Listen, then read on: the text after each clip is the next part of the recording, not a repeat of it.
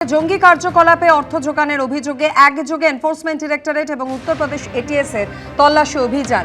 অবৈধ পাচারের অভিযোগেও রাজ্যের বিভিন্ন জায়গায় চলছে এই ম্যারাথন তল্লাশি অভিযান। এই সম্পর্কে আরো বিস্তারিত জানাবেন প্রতিনিধি আবির দত্ত, টেলিফোন লাইনে রয়েছেন। আবির, দেখো, টেরর ফান্ডিং ও অবৈধ পাচারের তদন্তে রিজনে 13টি জায়গাতেই তল্লাশি অভিযান চলছে। তল্লাশি চলছে কলকাতা, উত্তর 24 পরগনা, দক্ষিণ 24 পরগনা, মুর্শিদাবাদে, এমনটাই জানা যাচ্ছে। বাংলাদেশ থেকে অবৈধ অনুপ্রবেশ রোহিঙ্গাদের ভারতবর্ষে পুলিশ কুড়িয়ে তাদেরকে ভারতের বিভিন্ন রকম নথি পাইয়ে দেওয়া হয়েছে, এরকম একটা অভিযোগ সামনে এসছে। এবং এই অভিযোগটা প্রথম আসে উত্তরপ্রদেশের এটিএস এর একটি তদন্ত, সেখান থেকে। এবং সেখান থেকেই দেখা যায় যে টাকা টেরর ফান্ডিং হচ্ছে এবং সেই পরিপ্রেক্ষিতে এনফোর্সমেন্ট ডিরেক্টরেটও তারা এই তল্লাশি অভিযানে শুরু করেছেন। কোটি কোটি টাকা আর্থিক লেনদেনের সন্দেহ এবং ইতিমধ্যে এনজিও সেবামূলক প্রতিষ্ঠানের নামে চলছে এই কারবার অনুমান করা হচ্ছে এবং সেই মর্মেই এই তল্লাশি অভিযান চলছে। যেটা জানা যাচ্ছে যে মাদ্রাসা নাম করে কোটি কোটি টাকা নিয়ে আসা হতো, এক ব্যবসায়ী নিয়ে আসতো হাসনাবাদে। উত্তরপ্রদেশের এপিএস সেই ব্যবসায়ীকে গ্রেফতার করেছিল। এখন ফের সেই ব্যবসায়ীর বাড়িতে তল্লাশি চালানো হচ্ছে। এই যে ব্যবসায়ী, সে স্থানীয় তৃণমূল নেতা আব্দুল গাজী এবং আজকে সকালবেলা থেকেই তার বাড়িতে যেমন তল্লাশি চলছে রামেশ্বরপুর এলাকার, সেখানে মাদ্রাসাতেও কিন্তু যে কোটি কোটি টাকা নিয়ে আসা হতো সেটাই কিন্তু তারা জানতে পেরেছিলেন প্রাথমিকভাবে তদন্তে। 2 বছর আগেই তাকে গ্রেপ্তার করা হলেও এছাড়াও যেটা জানা যাচ্ছে বাগদার গাঙ্গুলি আছে, সেখানে বিক্রম রায় নামের ব্যক্তি, তাকেও লখনৌ ক্রাইম ব্রাঞ্চ গ্রেপ্তার করেছে 2024 সালে। তার বাড়িতেও তল্লাশি অভিযান চলছে। এবং যেটা জানা যাচ্ছে যে হারোয়া অঞ্চলের অন্তর্গত কালিকাপুর, পল্লীপোল সহ 3টি বেসরকারি মাদ্রাসায় তল্লাশি অভিযান শুরু হয়েছে এবং সেখানে একটি বেসরকারি হাসপাতাল আছে, সেখানেও কিন্তু তদন্তকারী আধিকারিকরা গিয়েছেন। মূলত জঙ্গিদের কাছে যে টাকা যাচ্ছে সেটা কিভাবে যাচ্ছে এই বিষয়গুলো জানার চেষ্টা চালানো হচ্ছে এবং দেশ বিরোধী কার্যকলাপে এই টাকা বিদেশ থেকে নিয়ে এসে সেগুলো কিভাবে, কোন রুটে এবং কি প্রক্রিয়ায় ব্যবহার করা হচ্ছে সেগুলো জানার চেষ্টা চালানোর জন্যই উত্তরপ্রদেশ এটিএস যে তদন্ত শুরু করেছিল, সেই তদন্ত এবার এই টাকার লেনদেন কিভাবে হচ্ছে এবং কোথা থেকে আসছে সেটা জানার জন্য এনফোর্সমেন্ট ডিরেক্টরেট তারাও তল্লাশি অভিযান। ধন্যবাদ আবির। ছাত্রীর ছদ্মবেশে আচমকাই হাসপাতাল পরিদর্শনে স্বাস্থ্য প্রতিমন্ত্রী। গতকাল রাতে নদিয়ার কল্যাণী জেএনএম হাসপাতালে সারপ্রাইজ ভিজিট সুমনা সরকারের।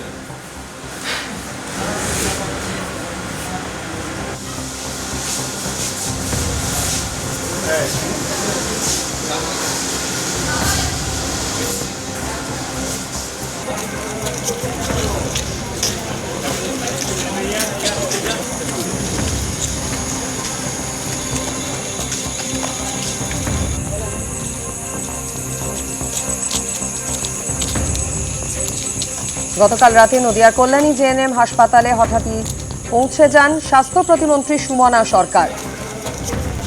হাসপাতাল এবং হস্টেলের বিভিন্ন জায়গায় অপরিচ্ছন্নতা দেখে অসন্তোষ প্রকাশ করেন তিনি। আজকে আমি যে ড্রেসে এসেছি এই ড্রেসে আমি সচরাচর বেরোই না আমি, কিন্তু আজকে আমি স্টুডেন্ট সেজে এখানে এসেছি জাস্ট একটা সারপ্রাইজ। যেমন এই যে নিজের জায়গাটা কত আমি এখানে সুন্দর করে পরিষ্কার পরিচ্ছন্ন সেইভাবে আপনারা। সুজিত মণ্ডল প্রতিনিধি আমাদের সঙ্গে টেলিফোন লাইনে রয়েছেন। সুজিত, এই সারপ্রাইজ ভিজিটের পর কি প্রতিক্রিয়া স্বাস্থ্য প্রতিমন্ত্রীর? একদমই মাধুরী, দেখো, ছাত্রীর ছদ্মবেশে মহিলা পুলিশকে সঙ্গে নিয়ে গভীর রাতে Kalyani college of medicine and GNM হাসপাতালের আকস্মিক পরিদর্শনে এলেন রাজ্যের স্বাস্থ্য প্রতিমন্ত্রী সুমনা সরকার এবং হাসপাতাল এবং মেডিকেল হসপিটালের বিভিন্ন জায়গা তিনি ঘুরে দেখেন এবং একাধিক অনিয়ম এবং পরিকাঠামোগত যে সমস্যা রয়েছে তার অভিযোগে ক্ষোভ প্রকাশ করেছেন তিনি। এবং সূত্র মারফত যেটা জানা গিয়েছে, পরিদর্শনের সময় হাসপাতালের পরিচ্ছন্নতা, রোগী পরিষেবা, চিকিৎসা এবং স্বাস্থ্যকর্মীদের উপস্থিতি এবং মেডিকেলের ছাত্রছাত্রীদের হস্টেলের পরিবেশ খতিয়ে মন্ত্রী দেখেন নিজে এবং হাসপাতাল এবং হস্টেলের বিভিন্ন জায়গায় নোংরা যে পরিবেশ রয়েছে তা দেখে তিনি রীতিমতো অসন্তোষ প্রকাশ করেছেন। এবং পরিদর্শনের সময় মন্ত্রী যেটা অভিযোগ করেছেন, রাতে হাসপাতালে পর্যাপ্ত সংখ্যক যে সিনিয়র চিকিৎসক তাদের কিন্তু উপস্থিতি খুব কম দেখা গিয়েছে এবং হস্টেলের পরিবেশ নিয়েও অসন্তোষ জানিয়েছেন এবং তার দ্রুত প্রয়োজনীয় ব্যবস্থা নেওয়ার নির্দেশ দিয়েছেন কর্তৃপক্ষকে, হাসপাতাল কর্তৃপক্ষকে। এবং মন্ত্রী যেটা জানিয়েছেন যে আকস্মিক এই পরিদর্শনে যে সমস্ত ত্রুটি বা অনিয়ম সামনে এসেছে তার বিস্তারিত রিপোর্ট তিনি ঊর্ধ্বতন কর্তৃপক্ষের কাছে জমা দেবেন এবং তিনি বলেন যে হাসপাতালে পরিষেবা এবং ছাত্রছাত্রীদের আবাসনের মান উন্নয়নের প্রয়োজনীয় পদক্ষেপ নেওয়া হবে। এবং স্বাস্থ্য প্রতিমন্ত্রীর এই যে আকস্মিক পরিদর্শনের ঘটনায় হাসপাতাল কর্তৃপক্ষের মধ্যে কিন্তু ব্যাপক একটা চাঞ্চল্যের সৃষ্টি হয়েছে। মাধুরী, ধন্যবাদ সুজিত। আজকে আমি যে ড্রেসে এসেছি এই ড্রেসে আমি সচরাচর বেরোই না আমি, কিন্তু আজকে আমি স্টুডেন্ট সেজে এখানে এসেছি জাস্ট একটা সারপ্রাইজ ভিজিট এসেছি। আমি আপনাদেরকে বলবো পুরো সারপ্রাইজ ভিজিট এসেছি। আপনারা ডক্টর আছেন, যেমন এই যে বাবু নিজের জায়গাটা কত সুন্দর করে নিজের ডিপার্টমেন্টটা নিজে খুব সুন্দর করে পরিষ্কার পরিচ্ছন্ন করে রেখেছে, সেইভাবে আপনারা হসপিটালটাকে একটু পরিষ্কার পরিচ্ছন্ন করে রাখুন। সিএম বারবার বলে হসপিটালগুলোকে একটু পরিষ্কার রাখুন। ওরা যথেষ্ট অ্যাক্টিভ, ওদের দিয়ে অনেক কাজ করানো যায়। আমার মনে হয় ওরা কাজ করতেও চায়, ওরা কাজ করতেও পারে আমার মনে হয়। তো আপনারা নিজেরা থেকে যদি ওদের একটু গাইড করেন।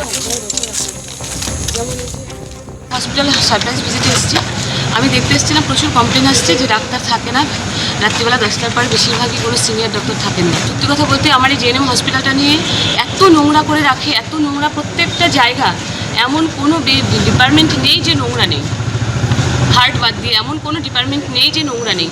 এটা আমাদের কাছে অত্যন্ত নিন্দনীয়। আমাকে এখানকার যিনি এমএলএ অনুপম বিশ্বাস, তিনিও বারবার বলেছেন দিদি জেএনএম হসপিটালটাকে দেখুন। জেএনএম হসপিটাল 500 বেডের হসপিটাল, আজকে সেই হসপিটালটার কী অবস্থা, কী দুর্দশা, দেখে খারাপ লাগছে। নোংরা হস্টেলে গেছি তো, হস্টেলটার কী অবস্থা, কী অবস্থা, ওখানে কোনো সিকিউরিটি নেই, কিছু নেই, একদম পুরো ওপেন টু অল, একদম ওপেন টু অল। এটা আমার কাছে অত্যন্ত খারাপ লাগছে। আমি এসেছি, আমি ইনভেস্টিগেশন আমি দেখে গেলাম সারপ্রাইজ ভিজিটে এসে। আজকে আমি পুরো স্টুডেন্ট সেজে এসেছি এবং আমি পুরো সিভিলে আমি প্রোটেকশন মহিলা পুলিশ নিয়ে এসেছি সাথে করে। আমার নিজের সিকিউরিটিকে আমি বাইরে রেখেছি। এটা আমি উপরে ইনফর্ম করেই আমি এখানে এসেছি। এবিপি আনন্দ, এগিয়ে থাকে, এগিয়ে রাখে।